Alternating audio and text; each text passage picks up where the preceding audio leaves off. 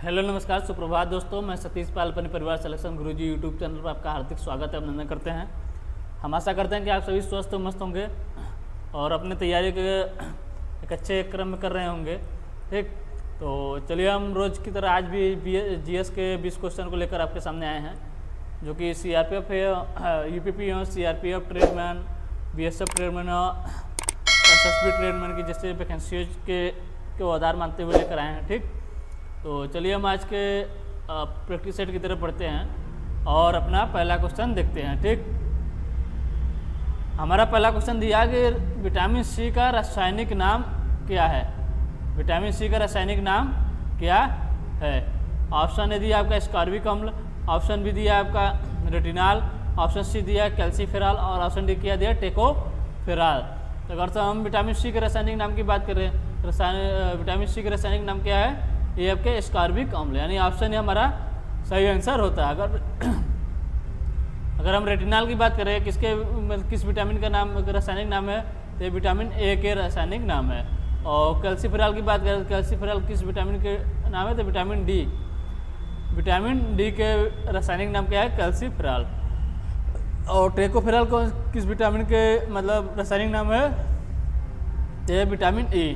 Vitamin E की रासायनिक नाम क्या है? टेकोफेरॉल। अगर पूछे विटामिन के, किसकी? विटामिन के रासायनिक नाम क्या है, तो यहाँ पर हो जाएगा फाइलोक्विनोन।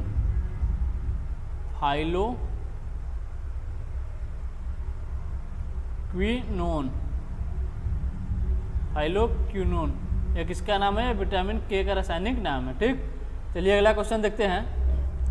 अगला क्वेश्चन है, वर्ष 1905 में बंगाल विभाजन के समय भारत के वायसराय कौन थे?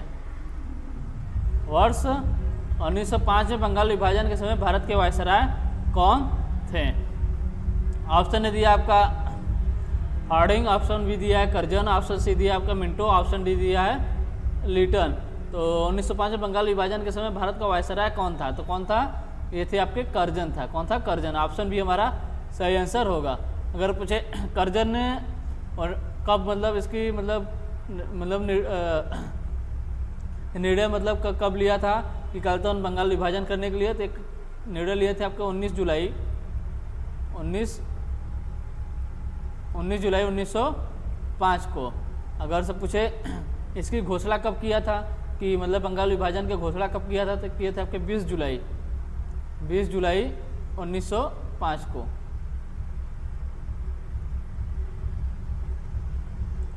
कब किए थे? 20 जुलाई 1905 इसकी घोषणा किए थे। ठीक, अब पूछे अगर से लागू कब हुआ था, तो लागू हुआ था आपका 16 अक्टूबर 1905 को। 16 अक्टूबर 1905 से ये लागू हुआ था। ठीक, चलिए अगला क्वेश्चन देखते हैं। अगला क्वेश्चन दिया कि भारत की सर्वोच्च पर्वत चोटी कौन सी है?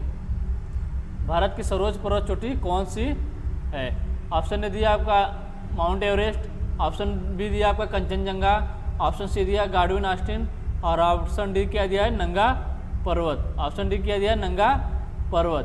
तो भारत की सर्वोच्च चोटी कौन सी है? तो ये आपकी गार्डविन ऑस्टिन। कौन सी है? Godwin Austin. ऑप्शन सी हमारा सही आंसर होता है। अगर सोचा इसकी ऊंचाई कितनी है? 8611 मीटर। 8611 मीटर। अगर विश्व की सबसे ऊंची चोटी पूछे तो कौन सी है? ये आपकी माउंट एवरेस्ट। इसकी ऊंचाई की बात करें तो कितनी है? 8848 मीटर। 8848 मीटर, कहीं कहीं 8849 मीटर भी मिलता है। ठीक, और अगर से कंचनजंगा की ऊंचाई की बात करें, जिसकी कंचनजंगा की, तो यह 8586 मीटर। 8586 मीटर। और नंगा पर्वत की बात करें तो इसकी ऊंचाई है आपके 8126 मीटर। ये किसकी ऊंचाई है? नंगा पर्वत की। भारत की सर्वोच्च पर्वत चोटी कौन सी है? आपकी गार्डविन ऑस्टिन। ठीक, कि इसकी लंबाई आपकी, इसकी ऊंचाई आपकी 8611 मीटर। और माउंट एवरेस्ट जो कि विश्व की सबसे ऊंची पर्वत चोटी है, इसकी ऊंचाई आपकी 8848 मीटर। और कंचनजंगा की बात करें तो इसकी ऊंचाई आपकी 8586 मीटर। और गार्डविन ऑस्टिन बता दें आपका 8611 मीटर और नंगा पर्वत की 8126 मीटर। ठीक, चलिए अगला क्वेश्चन देखते हैं।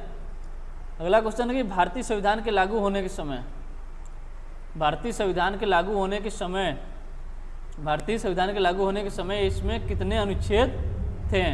इसमें कितने अनुच्छेद थे। तो अनुच्छेद बात करें तो अनुच्छेद थे टोटल 395 अनुच्छेद थे और 12 आपके भाग थे और 8 अनुसूचियाँ थी। 8 अनुसूचियाँ थी।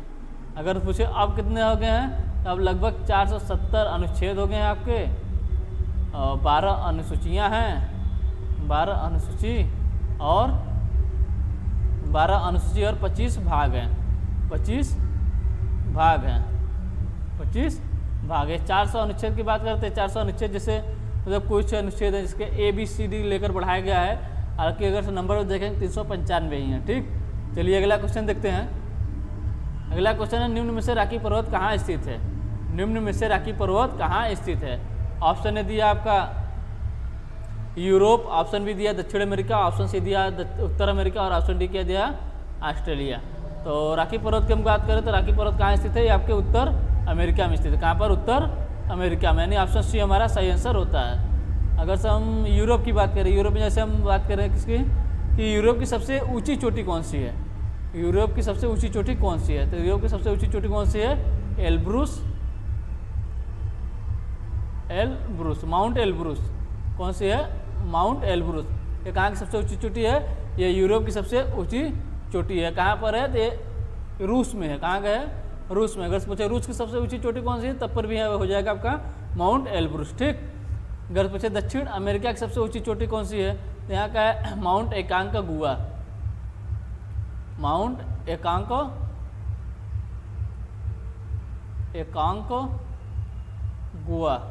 ये कहाँ की सबसे ऊंची चोटी है? ये दक्षिण अमेरिका की सबसे ऊंची चोटी है। और अगर उत्तर अमेरिका की बात करें यहाँ का है माउंट मैकिनले। क्या है? Mount McKinley.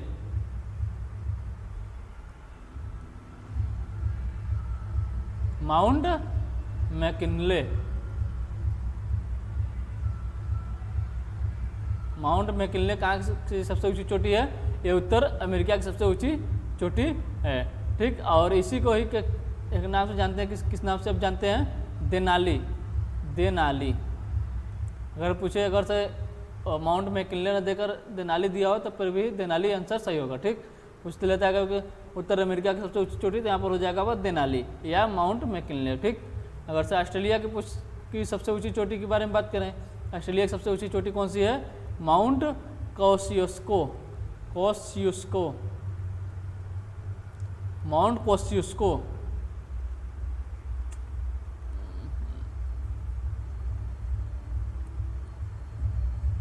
माउंट कोसियुस्को।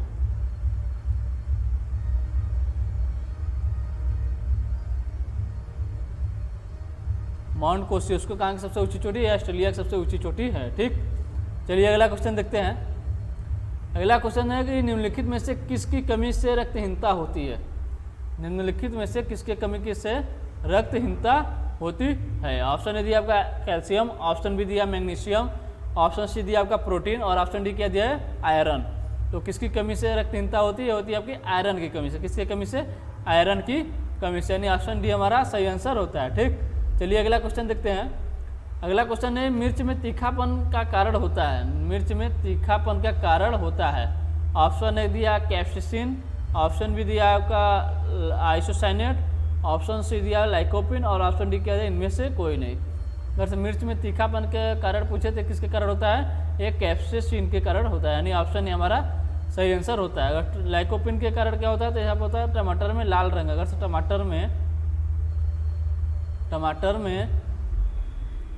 टमाटर में लाल रंग अगर पूछे किसके कारण होता है? लाल रंग तो होता है आपके लाइकोपिन के कारण। ठीक, चलिए अगला क्वेश्चन देखते हैं। अगला क्वेश्चन है निम्नलिखित विकल्पों में से कौन सा सही ढंग से ग्रहों के उनके आकार के अवरोही क्रम को दर्शाता है? निम्नलिखित विकल्पों में से कौन सा सही ढंग से ग्रहों के उनके आकार के अवरोही क्रम को दर्शाता है? ऑप्शन ए दिया आपका मंगल, ऑप्शन ए दिया आपका मंगल, फिर पृथ्वी, फिर शनि, फिर बुध। ऑप्शन बी दिया बृहस्पति, यूरेनस, शनि, शुक्र। ऑप्शन सी दिया यूरेनस, पृथ्वी, मंगल, बुध। ऑप्शन डी दिया गया शनि, बृहस्पति, पृथ्वी और शुक्र। अगर से पूछा गया किस क्रम में विकल्पों में से कौन सा सही ढंग से ग्रहों के उनके आकार के, मतलब सबसे बड़ा ग्रह, फिर उससे छोटा, फिर उससे छोटा, अवरोही क्रम में यानी घटते क्रम में तो अगर से हम इस घटते क्रम में बात करें ग्रहों के आकार के घटते क्रम में, तो अगर से हम सबसे बड़े ग्रह की बात करें, सबसे बड़ा ग्रह कौन सा होगा? आपका बृहस्पति ग्रह है। कौन सा?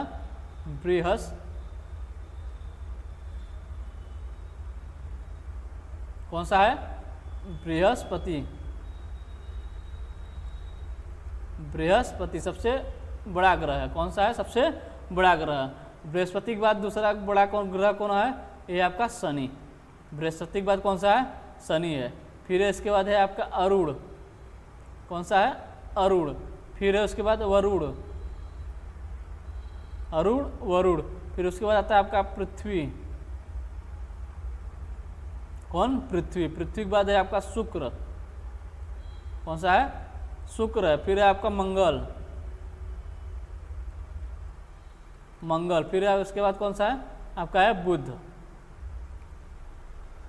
ग्रहों के घटते क्रम मतलब आकार के घटते क्रम में बृहस्पति, शनि, अरुण, वरुण, पृथ्वी, शुक्र, मंगल और बुध, ये आपके ग्रहों के घटते क्रम में है। ठीक, पूछा है और वही क्रम को दर्शाता है। तो इसमें से कौन सा विकल्प आपका सही है?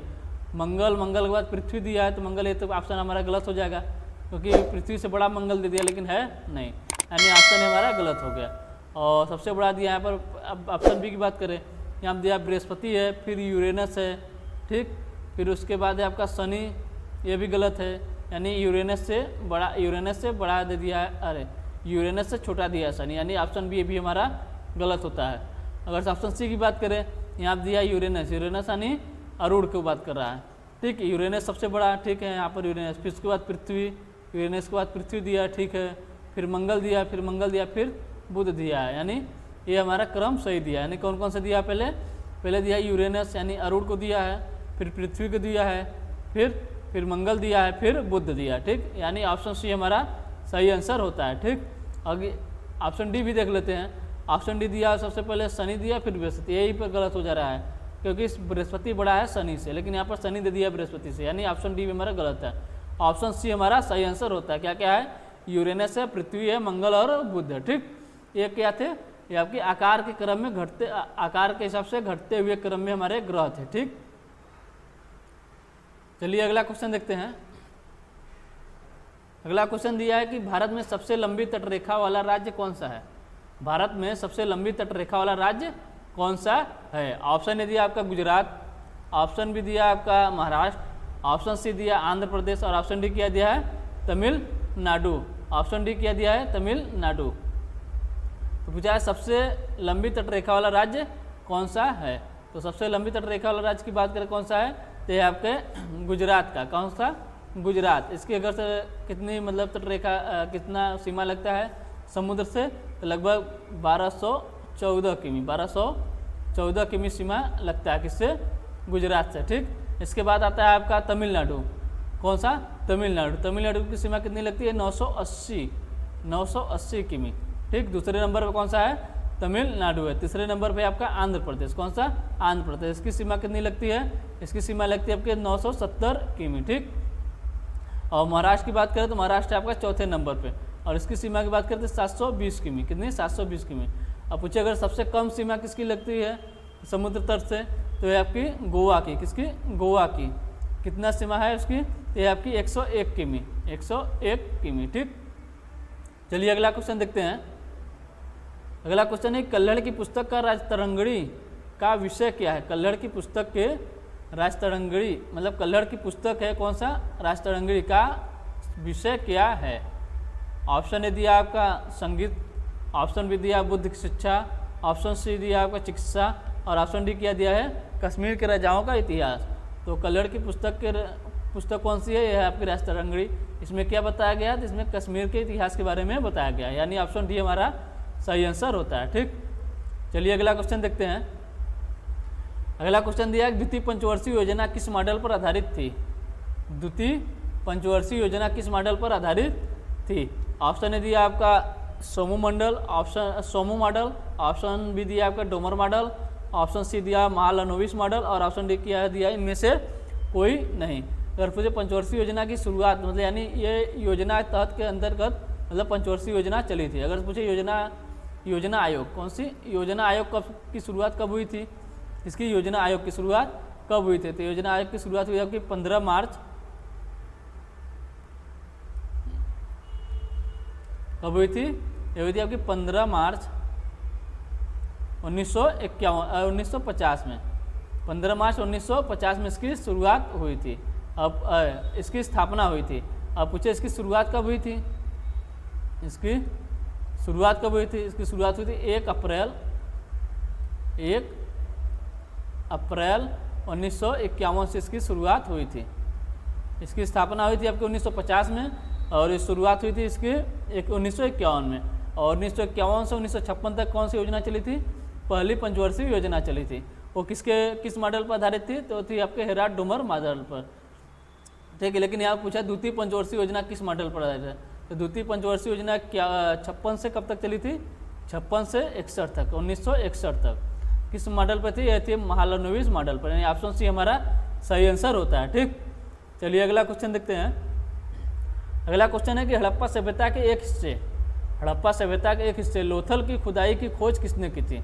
लोथल की खुदाई की खोज किसने की थी? ऑप्शन ए दिया आपका दयाराम साहनी, ऑप्शन बी दिया रखलदास बनर्जी, ऑप्शन सी दिया SR राव और ऑप्शन डी किया दिया आर.एस.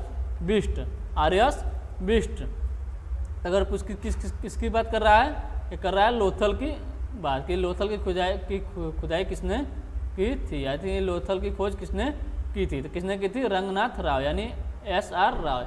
ऑप्शन सी हमारा सही आंसर होता है, ठीक। पूछे अगर से लोथल कहाँ पर है? तो ये आपके गुजरात में। कहाँ पर है? गुजरात में। किस नदी किनारे है? तो ये आपके भोगवा नदी किनारे। कहाँ पर? भोगवा नदी के किनारे कौन सा है? लोथल है। इसकी खुदाई यानी खोज कब हुई थी? 1954 में, ठीक। अगर हम ऑप्शन ए की बात करें, ऑप्शन ए में दिया क्या दिया है? दयाराम साहनी। दयाराम साहनी ने किसकी खोज की थी? इन्होंने किया था हड़प्पा की खोज। किसकी? हड़प्पा की खोज। कब किए थे? 1921 में। 1921 में किसकी खोज किए थे? हड़प्पा की। और रखलदास बनर्जी की बात करें, रखलदास बनर्जी ने किसकी खोज किए थे? एक किए थे मोहनजोदड़ो की। मोहनजोदड़ो की खोज कब किए थे? ये किए थे 1922 में। कब? 1922 में मोहनजोदड़ो की खोज किए थे। कौन? रखलदास बनर्जी, ठीक। और ऑप्शन डी दिया आपका आर.एस. बिष्ट। इन्होंने किसकी खोज किए थे? बनवाली की खोज किए थे। किसके? बनावली की खोज किसने किया था? तो ये किए थे आर.एस. बिष्ट। कब किए थे? 1971 में। 1971 में बनावली की खोज किए थे, ठीक। पूछे ये बनावली है कहाँ पर? तो ये आपके हरियाणा के हिसार में। कहाँ पर? हिसार में है। चलिए अगला क्वेश्चन देखते हैं। अगला क्वेश्चन ये सुभाष चंद्र बोस के त्यागपत्र के बाद, किसके? सुभाष चंद्र बोस के त्यागपत्र के बाद भारतीय राष्ट्रीय कांग्रेस का अध्यक्ष कौन बना था? ऑप्शन ए दिया आपका सरदार पटेल, ऑप्शन बी दिया आपका doctor Rajendra Prasad, option C दिया आपका पट्टाभी सीतारामैया और ऑप्शन डी क्या दिया? अबुल कलाम आज़ाद। अगर हम किसकी? सुभाष चंद्र बोस की बात करें, इन्होंने किस अधिवेशन की अध्यक्षता की थी? इन्होंने किया था हरिपुरा अधिवेशन। किसकी? हरिपुरा अधिवेशन। कब किए थे? 1938 में। 1938 में इन्होंने हरिपुरा अधिवेशन की मतलब अध्यक्षता किए थे। इसी के बाद ये किए थे त्रिपुरी अधिवेशन। ये कब किए थे? 1939 में।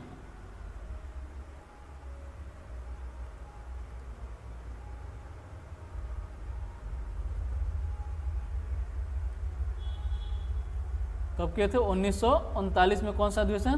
त्रिपुरी अधिवेशन। और त्रिपुरी अधिवेशन के दौरान महात्मा गांधी के साथ कुछ मतभेद के कारण इन्होंने त्रिपुरी अधिवेशन से इस्तीफा दे दिया था। क्या कर दिया था?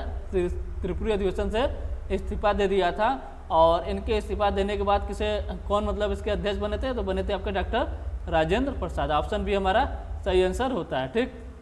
और इन्होंने त्रिपुरी अधिवेशन में इस्तीफा देने के बाद किसकी स्थापना की थी? इन्होंने 1939 में ही। कब? 1939 में कलकत्ता में। कहाँ पर? कलकत्ता में फॉरवर्ड ब्लॉक की स्थापना की थी। किसके? फॉरवर्ड ब्लॉक की स्थापना किए थे, ठीक। चलिए अगला क्वेश्चन देखते हैं। अगला क्वेश्चन है मानव शरीर में विटामिन ए किसमें संचित रहता है? किसमें मानव शरीर में विटामिन ए किसमें संचित रहता है? ऑप्शन ए दिया आपका यकृत, ऑप्शन बी दिया आपका आमाशय, ऑप्शन सी दिया तिल्ली, ऑप्शन डी क्या दिया उदर। ऑप्शन डी क्या दिया है उदर। तो मानव शरीर में विटामिन ए कहाँ संचित होता है? ये आपके यकृत में संचित होता है। कहाँ पर? यकृत में, यानी ऑप्शन ए हमारा सही आंसर होता है। ठीक, चलिए अगला क्वेश्चन देखते हैं। अगला क्वेश्चन है निम्नलिखित में से किस एक स्थान पर इंदिरा गांधी परमाणु अनुसंधान केंद्र स्थित है? ऑप्शन ए दिया आपका तिरुवनंतपुरम, ऑप्शन बी दिया श्रीहरिकोटा, ऑप्शन सी दिया आपका कलपक्कम और ऑप्शन डी क्या दिया है ट्राम्बे। ऑप्शन डी क्या दिया है ट्राम्बे। अगर पूछे किसकी बात का? इंदिरा गांधी परमाणु अनुसंधान केंद्र। अगर इसकी स्थापना कब हुई थी? इसकी स्थापना हुई थी 1971 में। और ये कहाँ पर हुए? तो ये हुआ है आपके कहाँ पर है? कलपक्कम में। कहाँ पर? कलपक्कम में, तमिलनाडु के कलपक्कम में, यानी ऑप्शन सी हमारा सही आंसर होता है। ठीक, चलिए अगला क्वेश्चन देखते हैं। अगला क्वेश्चन दिया डलहौजी ने अवध को कब कब्जे में लिया था? डलहौजी ने अवध को कब कब्जे में लिया था? ऑप्शन ए दिया आपका 1854, ऑप्शन बी दिया 1856, ऑप्शन सी दिया 1857 और ऑप्शन डी दिया है 1858। 1858। अगर से हम पूछे डलहौजी कब से कब तक था?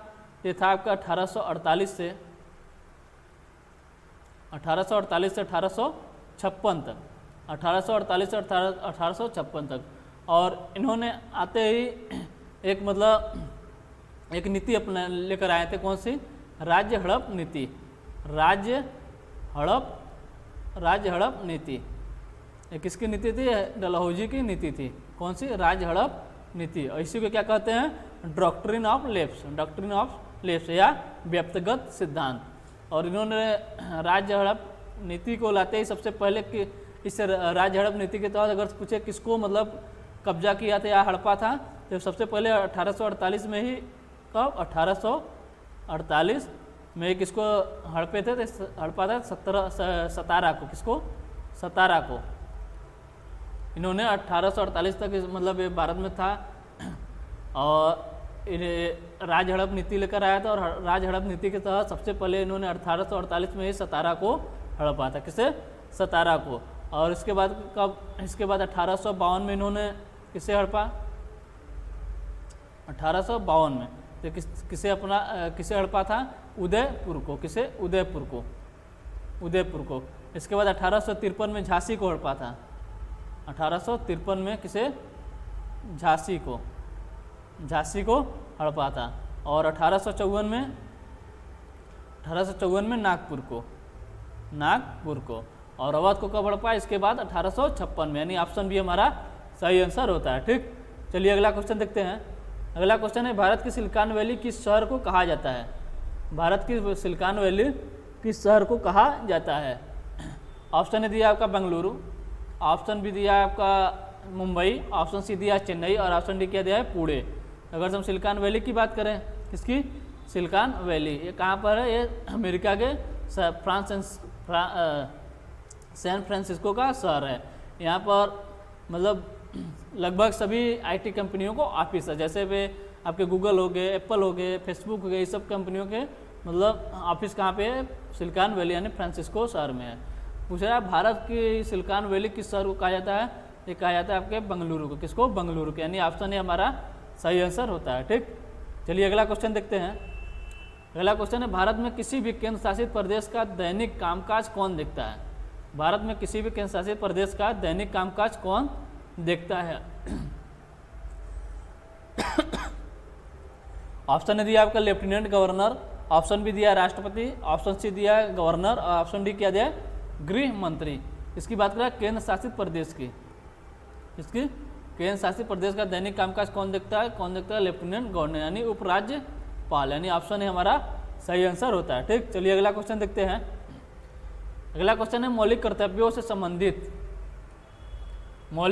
से संबंधित अनुच्छेद 51A के संविधान में द्वारा शामिल किया गया है। किस संविधान संशोधन द्वारा शामिल किया गया है? किसको?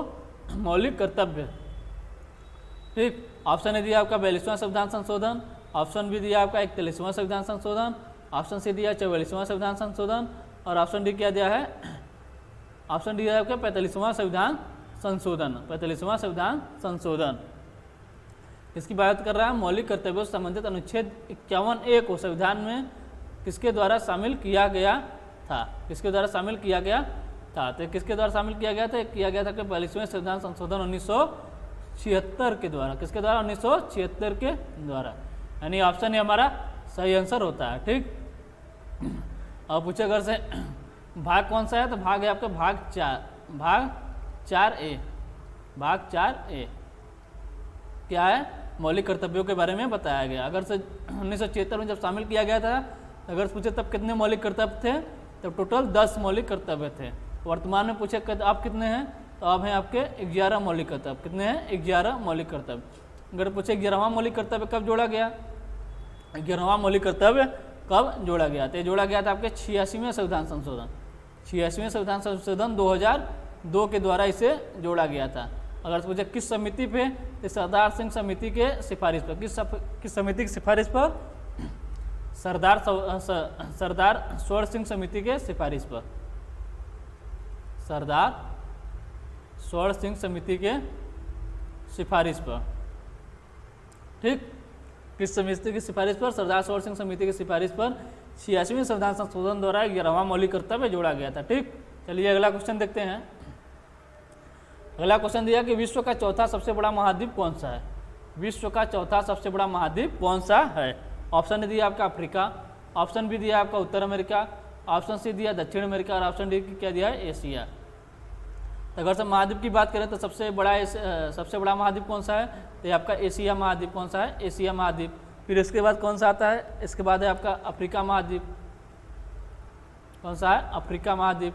फिर है आपका उत्तर अमेरिका महाद्वीप। कौन सा है? उत्तर अमेरिका महाद्वीप। इसके बाद है आपका दक्षिण अमेरिका महाद्वीप, दक्षिण अमेरिका। फिर है आपका कौन सा? अंटार्कटिका महाद्वीप। एशिया, अफ्रीका, अफ्रीका, उत्तर अमेरिका, दक्षिण अमेरिका। इसके बाद है आपका अंटार्कटिका, अंटार्कटिका। फिर है आपका यूरोप। इसके बाद है आपका ऑस्ट्रेलिया। कौन सा है? ऑस्ट्रेलिया। सबसे छोटा महाद्वीप ऑस्ट्रेलिया, सबसे बड़ा महाद्वीप एशिया।